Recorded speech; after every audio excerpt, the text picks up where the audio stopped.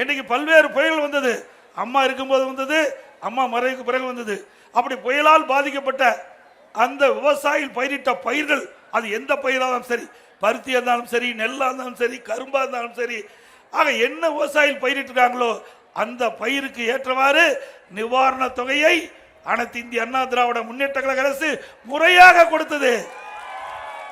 நீங்க பார்த்தீங்கன்னா ஒரு விவசாயிக்கு 2.5 ஏக்கர் அளவுக்கு தான் அந்த நிவாரண தொகை வழங்க முடியும். ஆனால் அனைத்து இந்திய அண்ணா திராவிட முன்னேற்ற கழக ஆட்சியில் விவசாயிகள் எவ்வளவு நிலம் இருந்தாலும் எவ்வளவு சேதமடைந்தாலும் சேதத்தை கணக்கிட்டு ஏக்கர் கணக்கத்தை கணக்கிடாமல் முழு நிவாரண தொகையும் வழங்கிய ஒரே அரசாங்கம் அதிமுக அரசாங்கம்.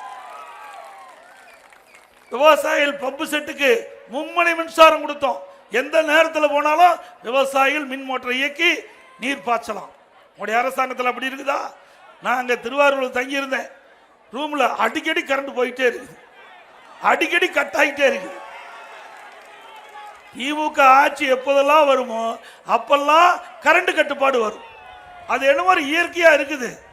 ஏன்னா நிர்வாகத்தை பார்த்தா தானே ஆகும். நிர்வாகத்தை யாரும் பார்க்கறது இல்லைங்க. இப்படிப்பட்ட அரசாங்கம் தேவையா?